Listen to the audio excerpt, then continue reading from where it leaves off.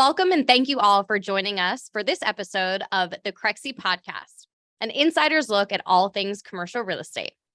I'm your host, Ashley Kobovitch, Regional Director at Crexi. And today we are thrilled to sit down with Devon, Dykstra and Melanie Selleck of Matthews Real Estate Investment Services. Before we dive in, a little bit about our guests.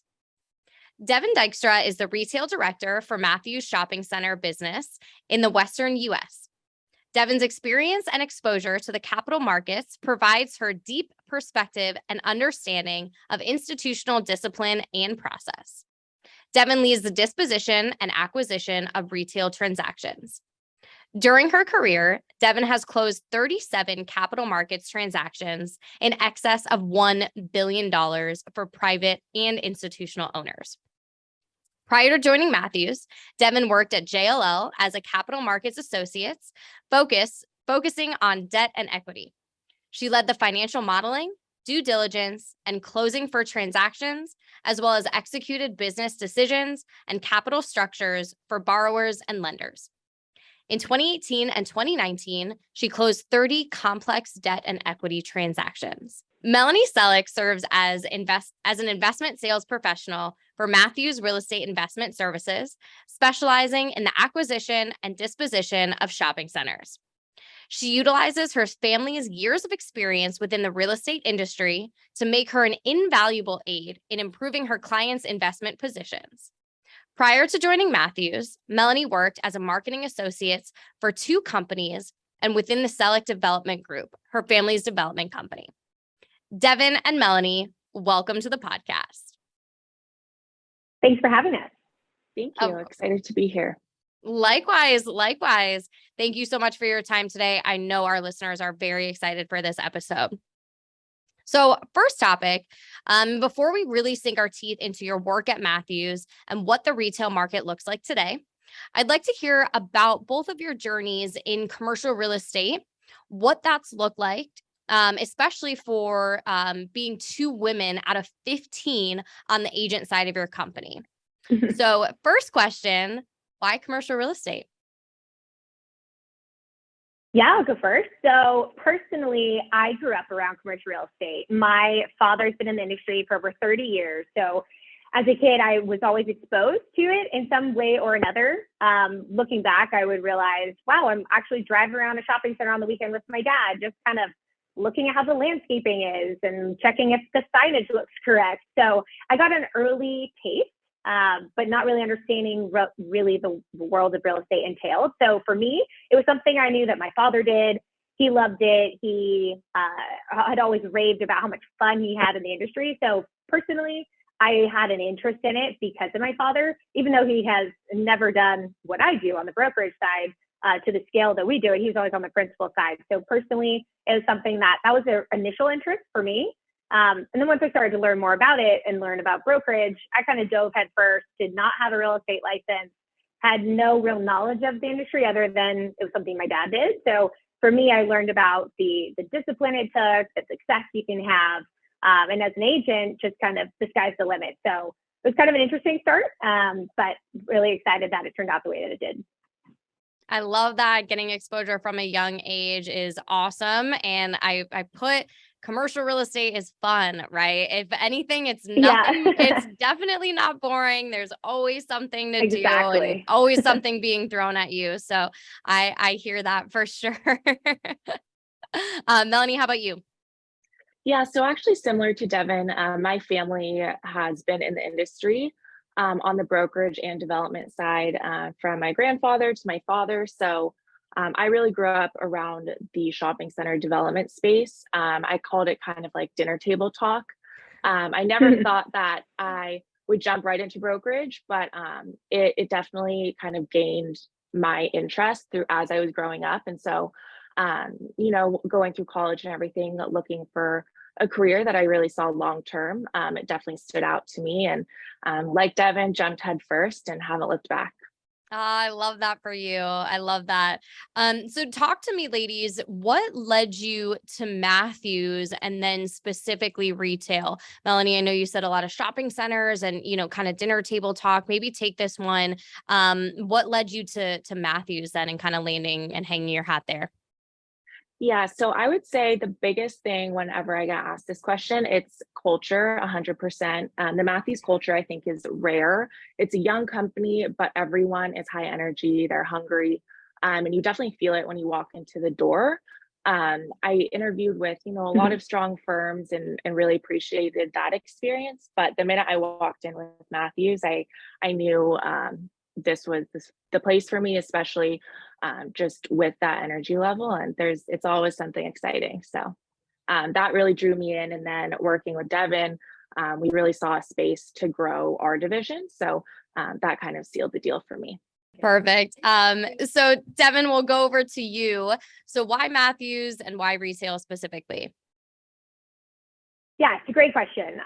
Matthews, I think Melanie kind of hit the nail on the head. It really is the culture. I've actually worked at a couple of other places. I interned in college at a principal shop. I've worked with some of our competitors, and there really is this energy that you feel when you're in a Matthews office. Everyone is young, everyone's hungry, everyone's kind of doing the same thing. Everyone's making a lot of phone calls, and it's kind of contagious. Some days are harder than others, but it's really this beat the competition in the morning, stay later, try to outwork them in a sense. And I think you feel that, and you're doing it amongst friends, your colleagues turn into friends in now the office, which is, makes the environment more pleasurable to be around. So I'd say we have this special energy that is really unmatched at other firms.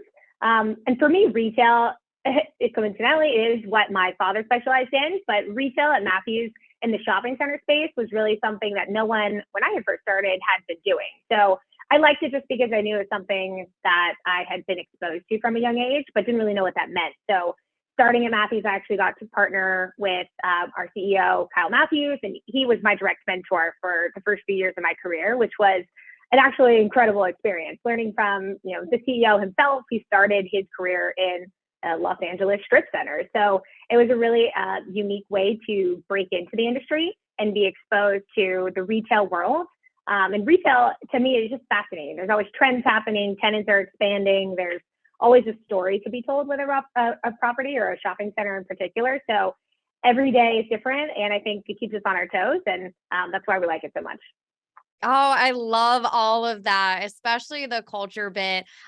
When both of you were talking, I was like, wait, do you guys work at Crexi? Because that's exactly how, I kind of feel as well. And Devon, to your point, I mean, I think that mentors are huge. One of my Mhm. first mentors actually said to me, when you're looking for a company to work at, there are three really important things. First is the team, second is the team, and third is the product, right? So, I mean, Yeah. kind of relating to that culture, I mean, the energy, you're making all the calls, you have that camaraderie, where everyone's Mhm. on the same team, you win together, you fail together, you hear the calls, you take tidbits, but you also say, all right, that person just got hung up on. So did I. Great. I'm not the only one, and you kind of Exactly. can make it fun. So I really think that's Mhm. important. So I love hearing that from you guys. So what's your experience so far? I mean, being 2 of 15 women on the agent side of your company, give us a little insight on that. I mean, I love it. It doesn't affect us. We don't really look at it as men versus women.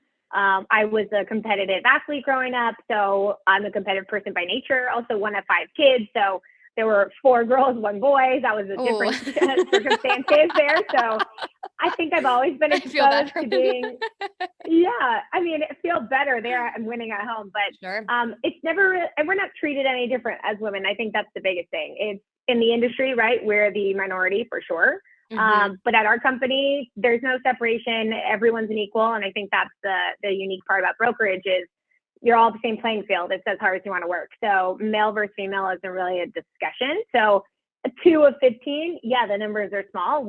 How I feel about it is we need to get those numbers up. We Yes. are trying to recruit more women to understand they can be in brokerage. And I think just more Hmm. awareness around it. Why we want to do, panels like this with you guys. It's such an important topic of getting people to understand there's more than just a male agent in brokerage, and you can do any product type that you want. And, there's the success is unlimited. So, yeah, that's kind of how I feel about it.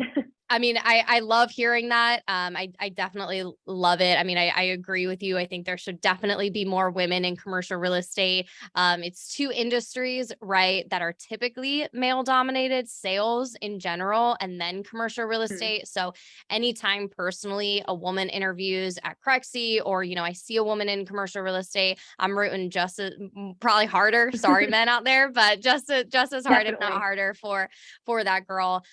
Because I definitely think, if we get it right and, we do it, I think we're better than men, out there. Again, no offense to the men on our listening staff here. But I love the organizations like Crew, Commercial Real Estate Women, and things like that. Because I think it's just more about awareness, right? And just letting know that women can be successful, women can be powerful, women can be the top brokers and, kind of take over and do just as well, and it is that even playing field. So I love that's your experience there at Matthews. Moving in, I know we kind of talked about mentors.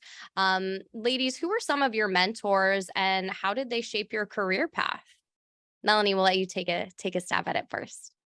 So I would say one of the main mentors in my life that really pushed me to kind of jump ahead first into the industry is Pat Donahue, Donahue Schreiber. He was in the industry for many, many, many years. Recently retired and is living his best life, but he really did help connect me with people that could answer the questions as I was getting into the industry. It can definitely be a little bit daunting when you're first breaking in. So I think having him to bounce ideas off of, as well as my father, but he really kind of guided me through the interview process in multiple different firms, and then was definitely a great resource. So I've always looked up to him and really appreciate all the knowledge that he shared with me, and just allowing me to kind of rely on him when I was kind of lost in the path of landing on a firm and really starting the career. So he's been great for me. I love that. And we'll dive a little bit deeper, kind of follow-up question here.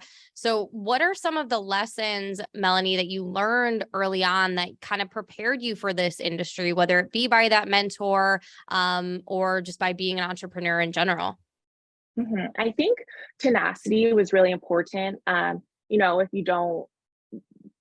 they don't pick up the phone the first time, keep calling. Don't be afraid to keep reaching out, ask the questions. And just really showing that you're, there to work and work hard and to prove yourself. I think coming into the industry, people, take a gamble on you, and it takes a specific personality. So just showing them that you have that tenacity and, the drive behind you to break into the industry, I think is really important. Absolutely. I say that all the time, first you don't succeed, try again, have that persistence. It's okay. It's a numbers game. So, count the no's until you get the yes. So I absolutely love that lesson. Devon, for you, I know that you mentioned, Kyle as being one of your mentors. Talk to us about, either Kyle or maybe some other ones. How did they, mentor you and shape your career path? Yeah, I mean, Kyle has been instrumental in my brokerage career, no doubt about that. He's my first mentor in the industry. And then I'd say my father is a close second after that. But I'll start with probably my first mentor ever was probably my high school volleyball coach.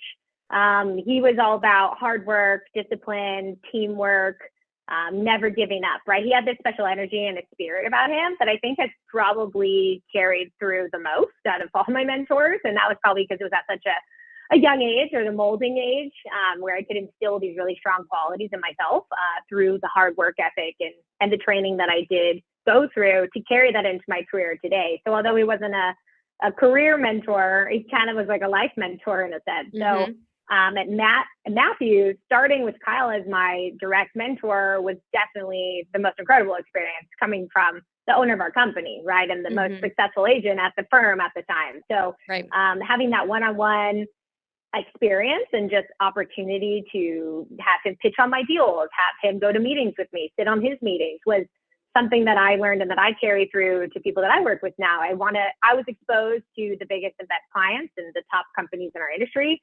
And that's what I hope to give back to, the folks that I work with now, in a different way as being a mentor of my own. And yeah, I'd say my father would be my last biggest mentor in the sense that he's been in the industry, he gets it. He actually did start as a broker very early on and then went to the principal side. So I think he's also amazed at what happens on our ends a little bit. So being able to get his feedback from a different perspective is crucial kind of to my path moving forward as well. Oh, that's great. That came full circle from start to, all over. I love it. Big question. I'm sure it's on our listeners' mind. What position in volleyball did we play? Oh, good question. So in high school, I was considered, average height or maybe even tall. I'm 5'9". So I was an outside hitter in high school. Love that. Okay. I'm very short, 5'2.5". You have to add the half because it's there. You do. So I played libero, only back row, only subbing out, but nice. Loved it. Absolutely. But so fun. Yeah. And most people, in sales or definitely in commercial real estate, have that athlete background and that competitiveness. I know we've talked about that a lot. So it is really important kind of looking back and seeing what coaches and things like that have really shaped your career. So thanks for talking about that. And another thing as well, now that we're mentoring people, my advice to the listeners would be ask for help, just as you said that you loved your mentors and you want to help now people that are, kind of newer into the business and with you. So definitely raise your hand, ask for help. So kind of coming into that, what were some of the challenges, both of you, that you guys kind of experienced coming into the industry? Melanie, I know you mentioned, it was a little bit challenging to kind of break in. So talk about maybe some of those initially in your career and kind of how you helped get through them. Yeah, I think, like I said, it's always, if you get told no, keep going. I think a lot of people, it's important to know when you first start, there's going to be the no's, you're going to get hung up on, all of that. So I think just the repetition and really, putting yourself out there, trying to meet people in person. And I think it just takes time. And so I think that was the biggest learning lesson for me was, not to expect immediate success, but to just put in the work and eventually, people will start to recognize your work and your name. And so that's really the biggest thing that I would say that I learned early on. Couldn't agree more. Devon, anything to add there too? Yeah, I would just piggyback and say it really kind of starts with the fundamentals. And in the beginning, you think, oh, well, okay, I did it. Now I should be successful, right? Or it should have worked by now. I should be getting all the yeses. And it's kind of like Melanie said, you just kind of slowly but surely have to keep kind of inching along, right? It's the long game. This is not a career where, maybe you get lucky early on, but to sustain a full career in sales and brokerage, it takes true dedication and discipline and always sticking to the fundamentals, always making that extra call, even when you think they're going to say no. You can have 99 no's in one day and one yes, and the day was made. So it's all about discipline, sticking to your guns, staying positive, optimism to get you through those challenging days. Some days are great, some days are not. And again, it's just, you take it day by day in brokerage because like I said, you wear a lot of hats and no 2 days are the same. So it's just, I'd say sticking to the fundamentals and maintaining discipline throughout it all.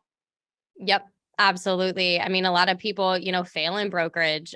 They only try to give it a year or maybe 2 years and they want that instant gratification. And, it's like stay that extra day or make that extra call, do one more is what I always tell my team, whether that's an extra push up in the gym or whether that's an extra phone call, just do one more, totally. go to absolute failure. And, that's when you see the results when you don't want to do it anymore. So, just keep on keeping on, keep on swimming is what they say, I think. Yeah, exactly.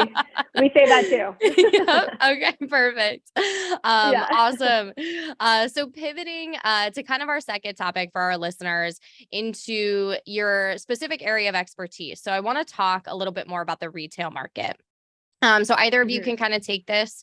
What sets apart retail as an asset class and particularly shopping centers?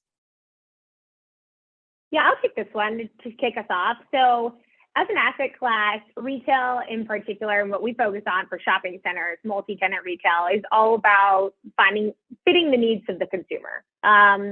What are consumers or customers looking for? They need groceries. They want to go get their nails done. You got to drop off their dry cleaning. You have to go run errands. And so what we sell are these shopping centers or these neighborhood centers where people need to come and gather and go and run all their errands. And the type of retail is necessity retail based. So a lot of the properties that you're seeing in today in terms of retail that are flourishing are those drugstores. After COVID, pharmacies blew up, right? In the best way possible. Everyone needed to go to a drugstore. You can't go anywhere else to get medicine.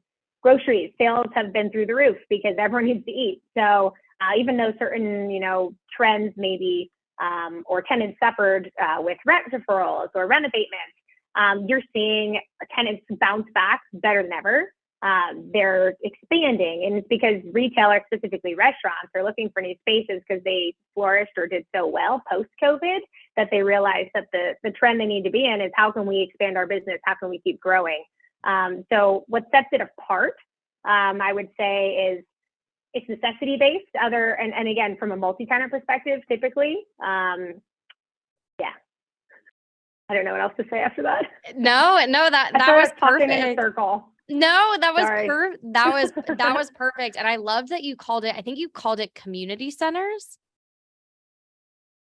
In shopping centers. I loved that. I've never heard of that before. Yeah. So I love that because that's exactly how you kind of think about it. People do want one place to go and do multiple different things and kind of get all of that done. So I love that. Thanks for talking about the opportunities, and what has seen success.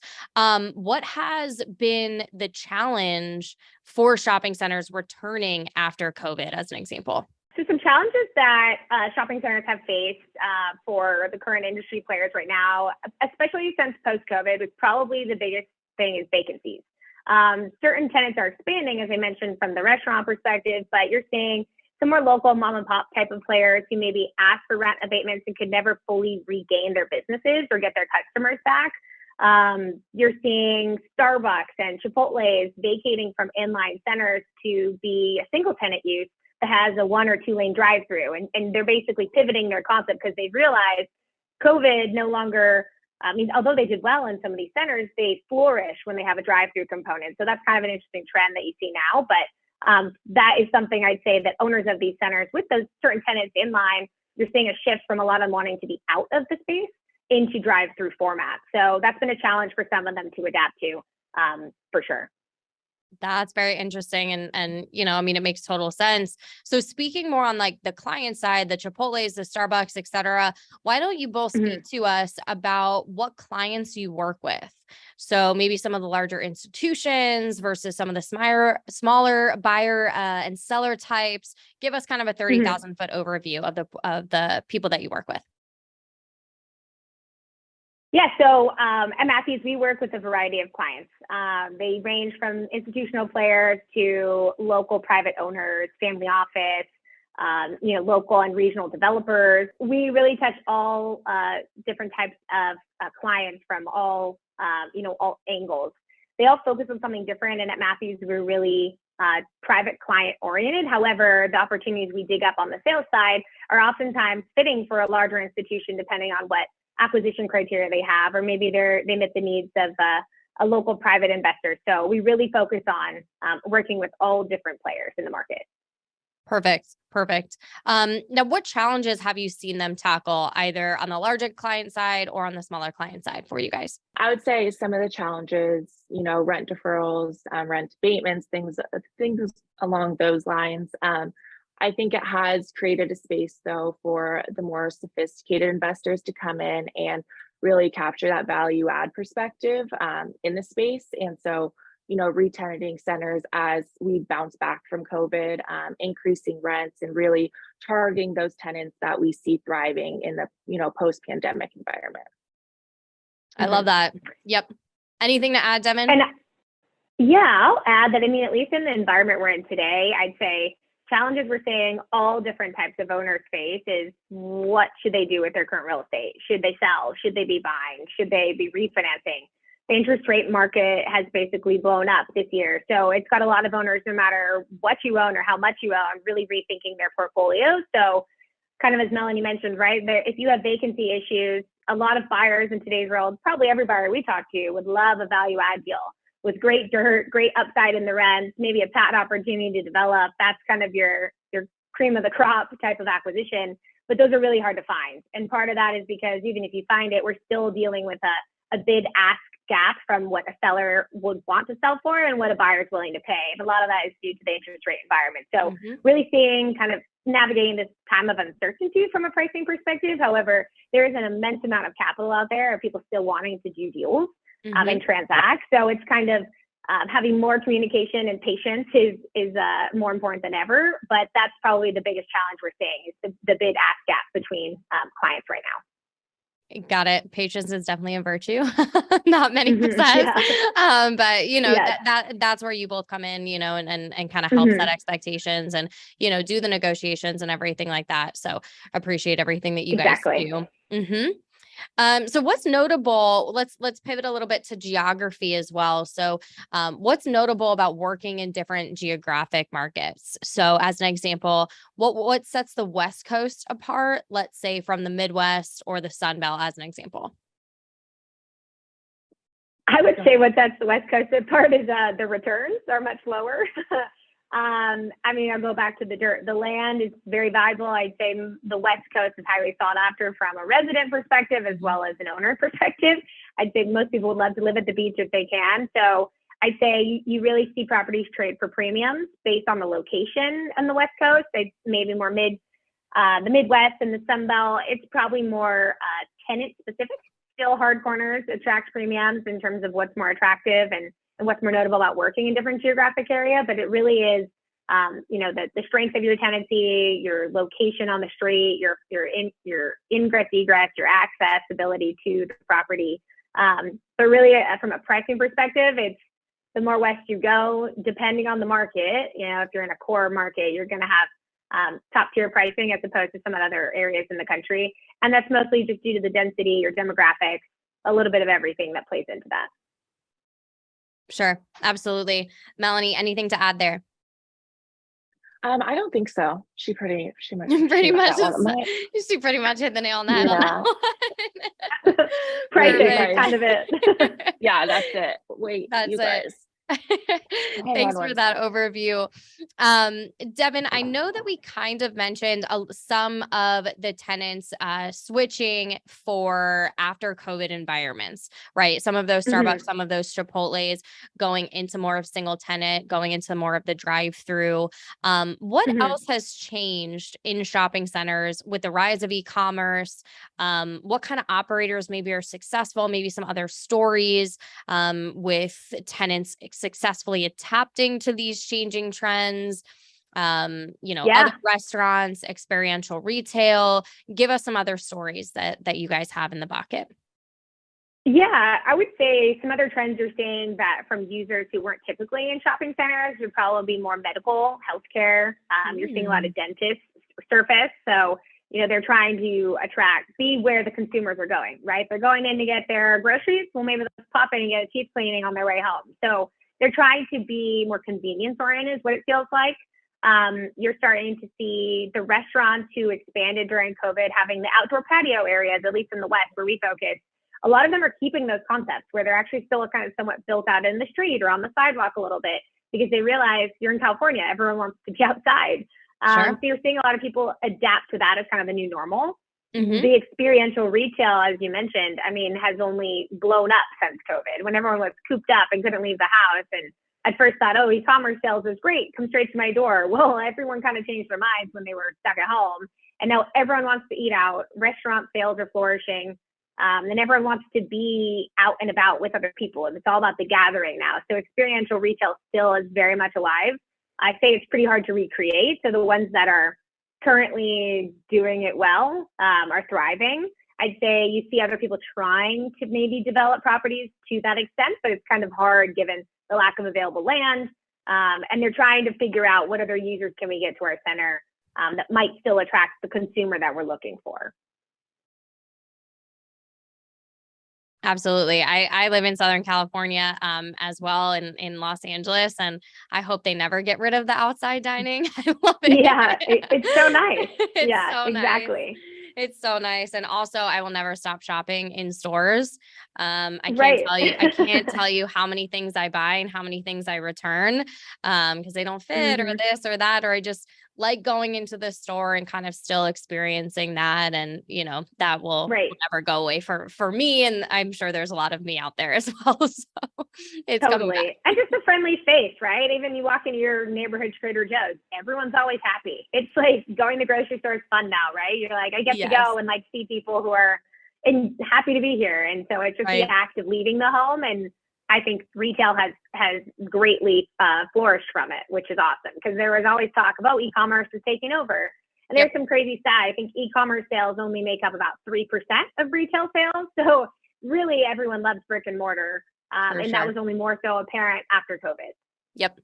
Absolutely. I totally agree.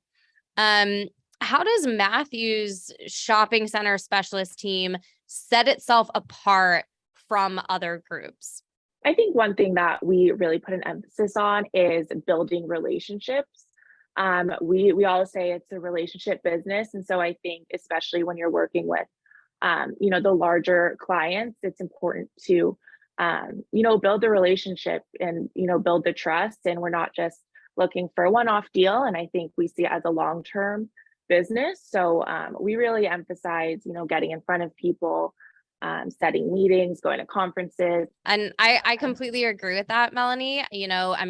Commercial real estate sales, it is definitely a relationship driven business. It's all about, getting out there, shaking hands, kissing babies, we've had to do everything over Zoom because of this COVID world.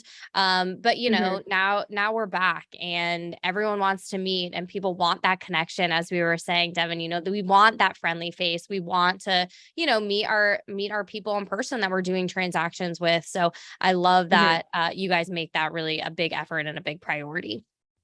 Devon, anything to add to that in terms of the Matthews, expertise and the reason why people want to go with you all? Yeah, I would say in addition to what Melanie said, it hit the nail on the head. It is all about relationships and building trust and a foundation with an owner. And so we really try to take that extra step and figure out, well, how can we add value to their business? That is our number one goal, number one objective.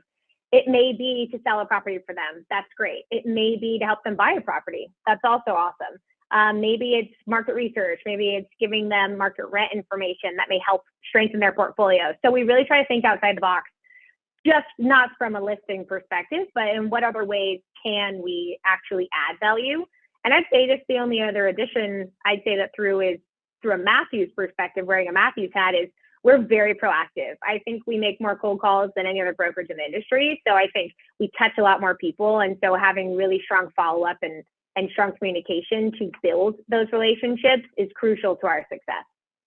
Oh, I love that also. The follow-up game, it has to be real. You have to be on that follow-up. It has to be. It's not that one and done. And Melanie, as you were saying, it's getting out there, it's meeting people. Eventually, if you see them a certain number of times, eventually, they might do, they'll do the business with you. It's not an if, it's just a when, right? So it's provide them value, right? Might not be you get the listing straight away, but 3 years down the line when they are ready, they know your name and they're going to give you that call. So really, again, about that follow-up, being present, being in that ear, being kind of that people that the first name that comes to mind, and that's you guys. Definitely. We'll move on to our third topic here. So with your specialized background and expertise, I'd love to get in a few rapid fire words of advice and quick questions to share with our listeners. You guys game? Yeah, let's do it. All right, let's do it. So first one, if you were given $10 million today and had to invest it immediately, what would your go-to asset type be and location and why? Devon, we'll start with you. Oh, wow. Okay. I would invest in a few different single tenant net lease assets that have to have drive-throughs in income tax-free states. ideally located near college towns. That would be my ideal. And I would spend all 10 million, hopefully near a campus where my sales would be through the roof. But that's a product type that we do sometimes, but not really. It's not really my focus. So, but I know that they're pandemic proof, e-commerce proof. Everyone loves going to Chick-fil-A. Everyone loves a good drive-through. So that is where I would probably spend money if I had $10 million right now. I love it. I love it. Melanie, how about you? I think I would say, watching the trends that we're seeing, and I always say that I want to stay away from my, the product type I work in, but just, to not compete with myself. But I would say if someone gave me 10 million today, something in the self-storage space, definitely, in strong markets, I think that is definitely an asset class that is now just being tapped into. So I see, a lot of success in that space if I was going to go away from retail. Absolutely. Spot on. Second question, favorite tool or software you use on the job? I promise this is not a trick question. Melanie, we'll go with you. I would say my favorite tool that we use is our internal database. We share it across all agents, 15 offices. So it's very collaborative. We're always, whether they're on market, off market, we get a lot of deals done just internally. And so I think that's really important to have, as well as relying on, all the third-party websites as well. Of course. Devon, how about you? Well, I do love our database. So of course, I have to claim that as number one, but I love using all of the Crexi, all that Crexi platform has to offer us. I specifically love the new feature that I found, which was like my prospective leads. I think that's what it's called. Yep. It's a great tab. It shows me people who have not seen my deal, but maybe might be interested. So I've discovered that recently, and I've made a lot of calls to those groups, and nothing has come through it yet, but it's just an interesting way that technology is trying to find someone to look at my deal that I haven't captured yet. So I'm excited about that. And that's my new favorite feature on any third-party platform that we use thus far. That's awesome to hear. I'm so excited that you are using it. And again, it's just putting technology into the commercial real estate world. This might be someone that's interested in the deal. Again, our main objection is to close that deal, make it shorter in terms of the deal cycle, and provide you with the best quality leads that, again, Melanie, can go back into your internal database and you can kind of pick from the well again and again and again. So amazing. Thanks for that. Third question in our rapid fire. What is the most common misconception about what you do or the industry you work in? Mine is usually really, I don't know if this is a misconception about what I do, but everyone thinks I'm a man, as weird as that sounds, because of my name. Like when I send emails, they're like, hey guys, or hey bro. Like it's actually kind of comical. They just assume that I'm a man, but I would say everyone thinks it's all like selling Sunset or selling the OC. It's all glitz and glamour, and it's really easy to get listings, and then you sell them really fast. So I would say that's probably the biggest misconception. It may take years to earn the business from a client. It may take years to actually earn the listing. It may take many months to get a closing. So I think that's the biggest misconception. Yep. Agreed. Melanie, how about you? I would say similar to what Devon said on, the residential side. I get mostly, when you're not talking to someone in the commercial space, that no matter, really what you say, you're a realtor and you do local houses, which is, great, but that's just really what I run into the most, I think. I hear you. Yeah. My mom really never knows what I do. So it's always a misconception to her, some sort of selling, whatever. But, there's always a misconception, I think, definitely in commercial real estate. Fourth and final question, y'all. What has been the most creative type of shopping center or retail development you've seen in your career so far? I would say the most creative and just my all-time favorite would be the Point in El Segundo, kind of borders Manhattan Beach. They brought in just a new concept that I'd say the South Bay hasn't seen, and that's where I grew up. So all the restaurants, the shopping, I think it's unmatched. Speaking to my heart, I go there all the time. It's so good. 10 out of 10. 10 out of 10. Yeah. Melanie, what about you? I would say a shopping center that Donnie Schreiber actually developed down in Del Mar. They did a big renovation, put in a sky deck, as they call it. So you're looking at like a very high class food hall, making it very experiential. Beer gardens, different restaurants, all in this very welcoming, inviting space in the shopping center. So I think they did a really good job with that, and it's proven to be successful. There you go. Giving the people what they want. It's awesome. And then our last and final topic, what advice would you give to newcomers or developing professionals in the industry? This can be blanket, or it can be geared particularly to women who want to be on the agent side of things.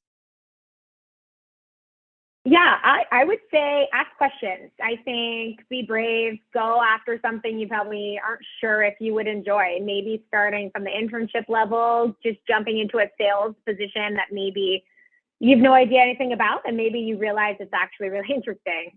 There's a lot of great firms out there. Matthew's, obviously, I will push for you to come here and do some type of internship or work here. But I think, especially as a woman, any field you can get into in commercial real estate would be amazing.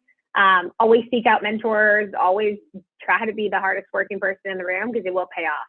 And always reach out with questions, always ask questions. I think a lot of people get embarrassed or will feel stupid for asking something. And I think the more questions you can ask, the better off you'll be.